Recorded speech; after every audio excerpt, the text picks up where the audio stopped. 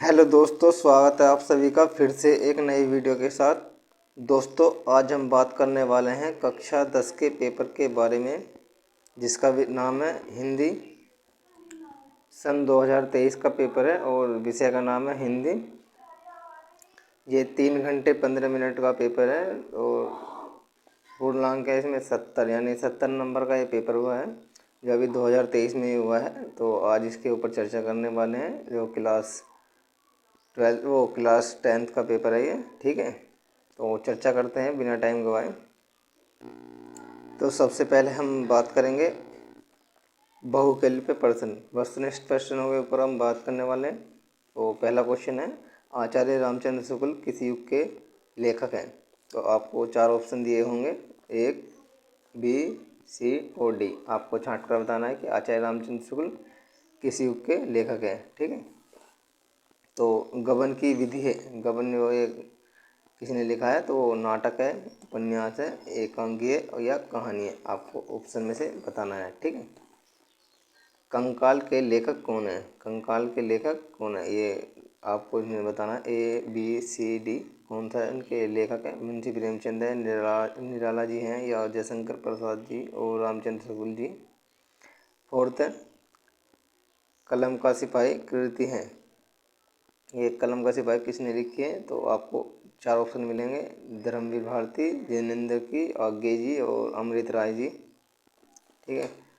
Next question है, बस मैं आपको क्वेश्चन बताऊंगा कि आपको किस किस प्रकार से क्वेश्चन आते हैं, मैं आपको उनका आंसर नहीं बताऊंगा, ठीक है। तो आपको खुद ही देखना है।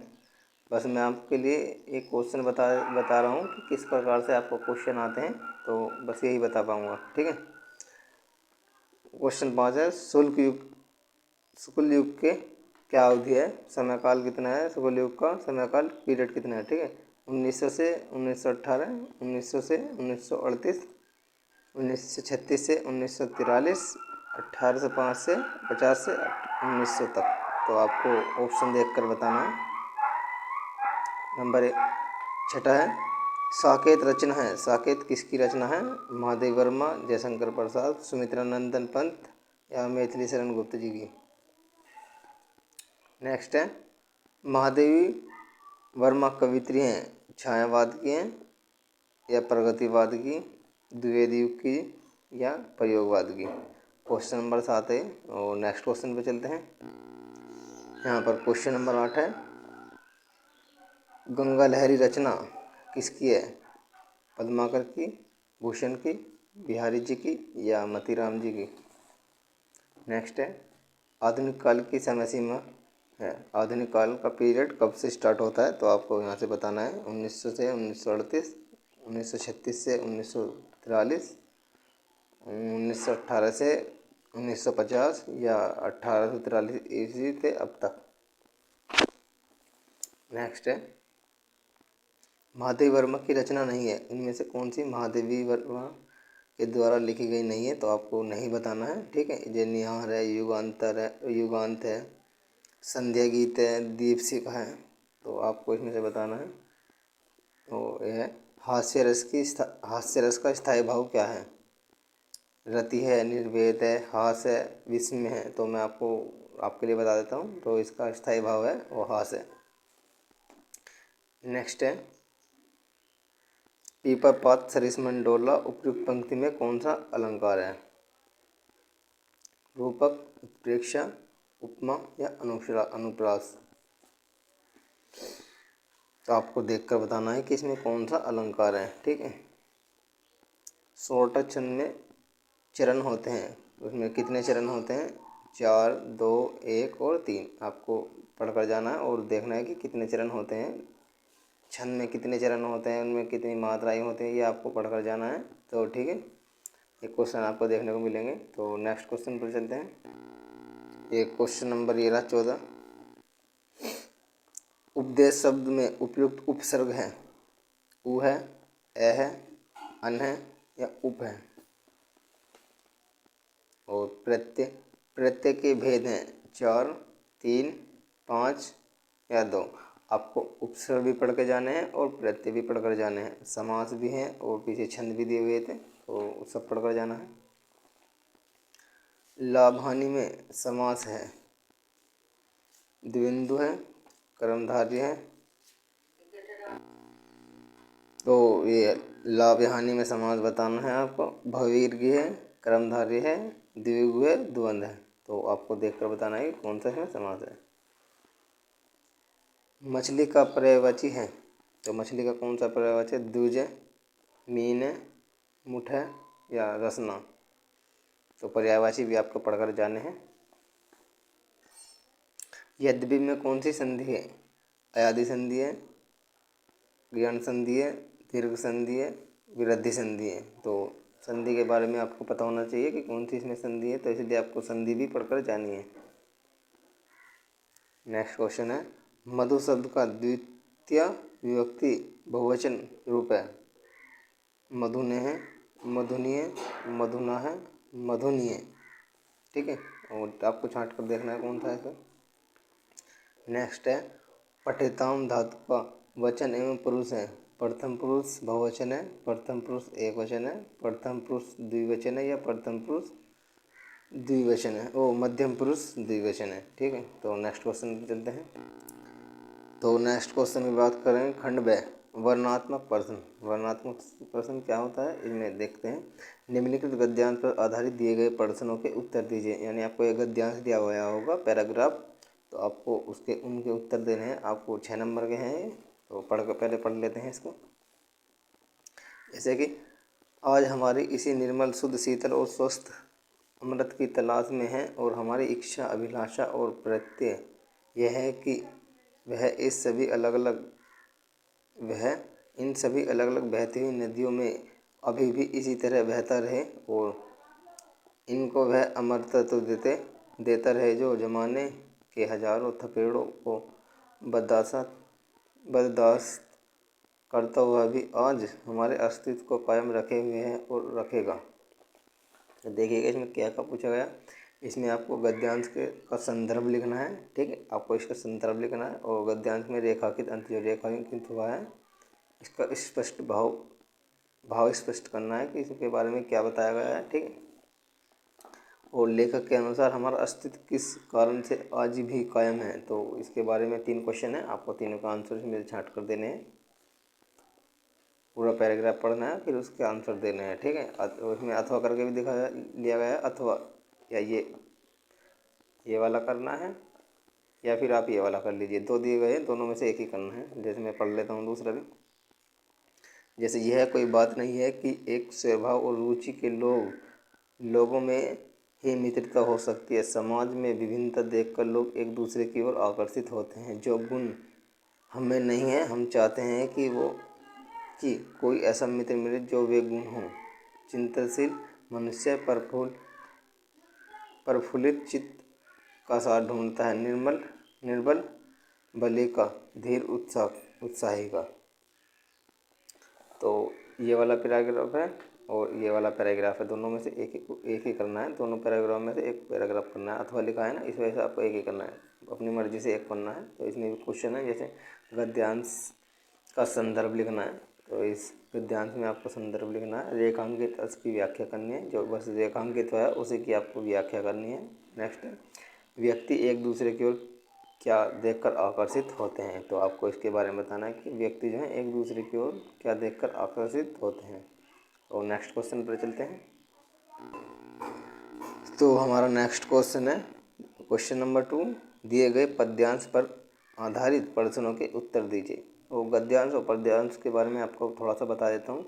जो गद्यांश होता है वो एक पैराग्राफ की तरह लिखा होता है, और पद्यांश होता है पदों में लिखा होता है। ठीक है, जैसे पिछला एक पैराग्राफ की तरह था तो गद्यांश था, और ये पद्यांश है तो एक पदों में लिखा गया होगा बिल्कुल सुर में। ठीक है, तो पढ़ लेते हैं इसे थोड़ा सा।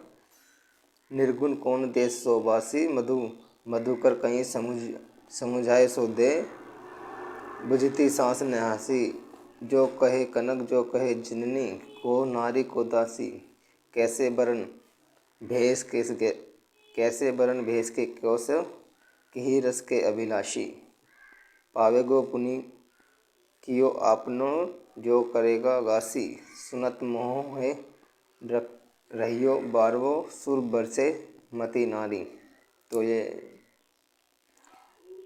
पद्यांश है, तो पदों में लिखा हुआ है, तो बिल्कुल सीक्वेंस में लिखा हुआ होता है, ये इसे पद्यांश बोलते हैं। ठीक है, तो इसमें क्या क्या पूछा गया है क्वेश्चन 1 है कि उपयुक्त पद्यांश जो पद्यांश है उसका संदर्भ लिखना है, और रेखांकित जो रेखांकित हुआ है तो ये रेखांकित हुआ है को है जन, कौन है जानी जननी। तो इसकी आपको व्याख्या लिखनी है, जो अंडरलाइन हुआ है। एक है कि मधुकर शब्द का क्या अर्थ है। इसमें जो मधुकर शब्द आया है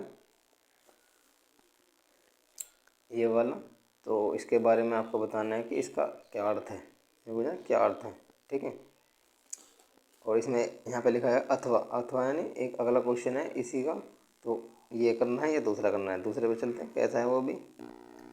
दूसरा क्वेश्चन है अतुलनीय जिसके प्रताप का साक्षी है पृथक दिवाकर, घूम घूम कर देख चुका है जिसकी और जिनकी निर्मल कीर्ति निसागर, देख चुके हैं जिनका वैभव ये नभ के अनंत तारागण,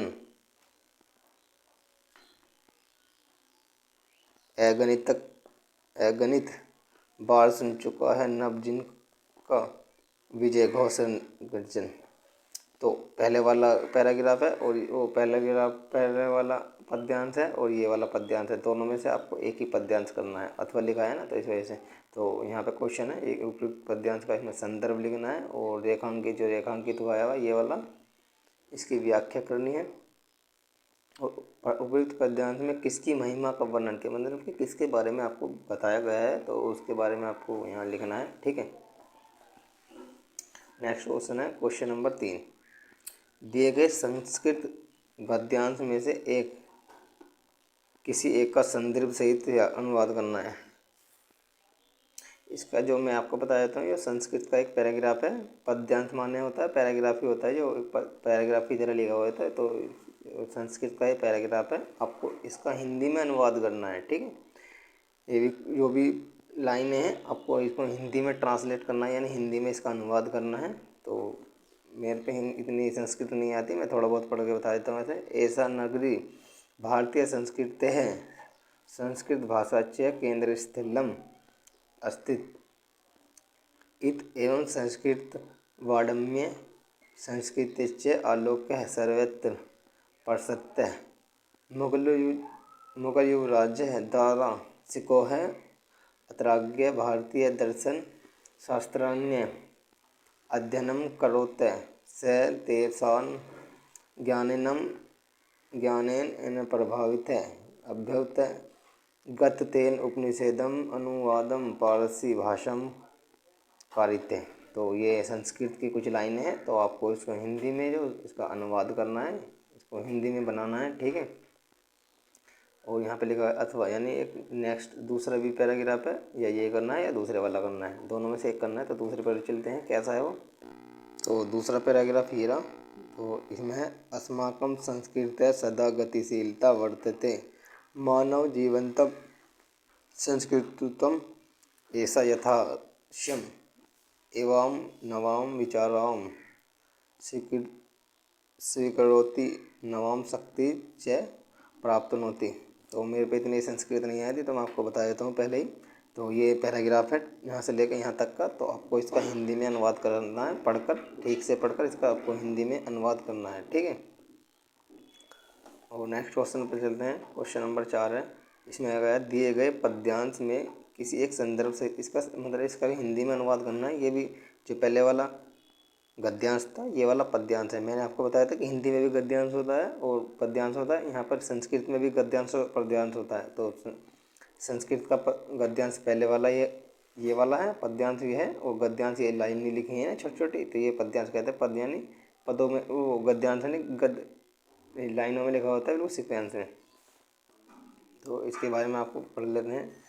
पहला है उत्तरम गत समुद्रस्य हिमाद्रे चैव दक्षिणम वर्षम तद भारतम नाम भारती यत्र समुन्नति है। मेरे पे इतनी संस्कृत नहीं आती, तो पहले बता देता हूँ आपको। तो 1 और 2, इसमें आपको ये 2 पद्यांश दिए हुए हैं, तो इनकी आपको हिंदी में अनुवाद करना है। तो हिंदी में आपको इनका अनुवाद कर लेना है, कोई से भी एक का, इनमें से एक ही करना है। 1 और 2 दोनों में से एक करना है। तो इसमें अथवा लिखा हुआ है, तो इस वजह से आपको एक ही करना है, ठीक है। नेक्स्ट क्वेश्चन है, अपने पठित काव्य खंड के आधार पर निम्नलिखित प्रश्नों के एक का उत्तर देना है। तो आपको एक का इनमें उत्तर देना है। तो कितने क्वेश्चन है इसमें? कै खे गै घै डै चे ढै छे छः, इनमें कई सारे क्वेश्चन है। मैं आपको पढ़कर बता देता हूँ। एक क्वेश्चन इसमें सब में से इसमें आपको जो यहाँ पर आएगा ना, ये खंड काव्य में आपको कितने क्वेश्चन मिलेंगे देखने को? 8 क्वेश्चन होंगे। आपको 8 में से एक क्वेश्चन करना है, ठीक है। पहला क्वेश्चन है क्या, जिसमें मुक्ति दूत खंड काव्य के आधार पर गांधी जी का चरित्र चित्रण कीजिए। गांधी जी के बारे में आपको बताना है। सेकंड है, मुक्ति दूत खंड काव्य के पंचम सर्ग का कथनांक अपने शब्दों में लिखिए। पहला क्वेश्चन है। और दूसरा क्वेश्चन है, इन 8 क्वेश्चन में से आपको एक ही क्वेश्चन करना है, ठीक है। नेक्स्ट क्वेश्चन है, ज्योति जुआर खंड काव्य के नाटक का चरित्र चित्रण कीजिए। दूसरा है, ज्योति जुआर खंड काव्य की कथा वस्तु संक्षेप में लिखिए। नेक्स्ट है, मेवाड़ मुकुट मठ खंड काव्य के नाटक का चरित्र चित्रण कीजिए। मेवाड़ मुकुट के प्रथम सर्ग अलावली का सारांश लिखिए। नेक्स्ट है, अग्र पूजा खंड काव्य की कथा वस्तु संक्षेप में लिखिए। अग्र पूजा खंड काव्य के आधार पर युधिष्ठिर का चरित्र चित्रण कीजिए। युधिष्ठिर के आपके बारे में बताना है। नेक्स्ट है, जय सुभाष खंड काव्य का द्वितीय सर्ग का कथानांक लिखिए। जय सुभाष खंड काव्य का नायक के चरित्र की विशेषता बताइए। इसमें आपको 8 क्वेश्चन है, जो मैं ज़्यादा बता नहीं पाऊँगा, बस एक और बता देता हूँ आपको। ये वाला, यह कर्मवीर भारत खंड काव्य के आधार पर नवगमन सर्ग की कथा संक्षेप में लिखिए। इसका नेक्स्ट क्वेश्चन है, कर्मवीर भरत खंड काव्य के आधार पर कैकेयी का चरित्र चित्रण लिखे। कैकेयी के चरित्र चित्रण के बारे में आपको पूछ रहा है। तो ये यहाँ तक नेक्स्ट 8 क्वेश्चन है। तो 8 क्वेश्चन में से आपको एक ही क्वेश्चन करना है, ठीक है। तो नेक्स्ट क्वेश्चन पर चलते हैं। नेक्स्ट क्वेश्चन है हमारा क्वेश्चन नंबर 6।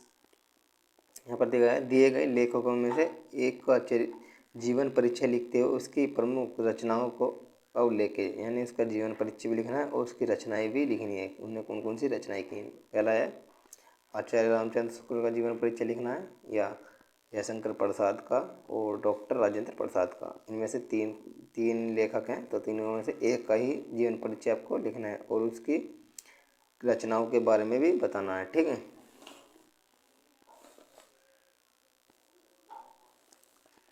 यहाँ पे भी वे लेखक हैं और ये कवि हैं। दिए गए कवियों में से किसी एक का जीवन परिचय देते हुए उनकी एक प्रमुख रचना का उल्लेख कीजिए। तो तुलसीदास जी हैं, सुभद्रा कुमारी चौहान जी है और बिहारी जी, और इनका जीवन परिचय लिखना है तीनों में से एक का, या उनकी रचनाएं कौन कौन सी थी उनके बारे में आपको बताना है, ठीक है। नेक्स्ट है, अपने पाठ्य पुस्तक में से तटस्थ कोई एक श्लोक लिखिए जो इस प्रश्न पत्र में न आया हो। आपको एक श्लोक भी लिखना है, ठीक है। जो इस पेपर में ना दिया हुआ है वही आपको एक श्लोक लिखना है, ठीक है। क्वेश्चन नंबर 7 ही कह रहा है कि अपनी पाठ्य पुस्तक में से कंठस्थ याद हुआ है कोई एक श्लोक लिखिए जो इस पेपर में ना आया हो, प्रश्न पत्र में न आया हो, यानी पेपर में ना दिया गया हो, वो आपको एक श्लोक लिखना है, ठीक है। क्वेश्चन नंबर 8 है, निम्नलिखित में से किन्हीं 2 प्रश्नों के उत्तर दीजिए। जैसे संस्कृत के प्रश्न है, आपको इनके उत्तर देने हैं। जैसे ज्ञानम कुत्रम संभवति भारतीय संस्कृत मूल किम अस्ति कुत्र मरणम मंडलम भवति चंद्रशेखर के अस्ति। 4 क्वेश्चन है। 4 क्वेश्चन में से आपको 2 प्रश्न के आंसर देने हैं, ठीक है। तो नेक्स्ट क्वेश्चन पर चलते हैं। तो नेक्स्ट क्वेश्चन हमारा ये ना, इसमें लिखा गया है कि निम्नलिखित में से किसी एक विषय पर निबंध लिखे। यानी आपको इन पर निबंध लिखना है। 4 टॉपिक आपको दिए गए हैं, आपको 4 टॉपिक में से एक पर निबंध लिखना है। जैसे कि पहला है आतंकवाद पर निबंध लिखना है और वृक्षारोपण पर। तीसरा है मेरे प्रिय कवि पर या नारी सशक्तिकरण पर। 4 टॉपिक दिए हुए हैं, आपको चारों में से एक टॉपिक पर निबंध लिखना है, ठीक है। तो ये पेपर कंप्लीट होता हुआ, तो यहाँ पर अब पेपर ये क्वेश्चन कंप्लीट हो चुके हैं। तो यही पेपर था, तो आपको अच्छे से तैयारी करके जानी है पेपर की। तो मैंने बता दिया है कि किस प्रकार से आपका पेपर आता है, तो इसी प्रकार से आपको पढ़कर जाना है, ताकि आपको फिर पेपर देखने में तकलीफ़ ना हो कि किस प्रकार से आया है। तो मैंने इस वजह से आपको पहले ही पेपर बता दिया कि किस प्रकार से ये पेपर आता है। तो अगर दोस्तों आपको ये हमारी वीडियो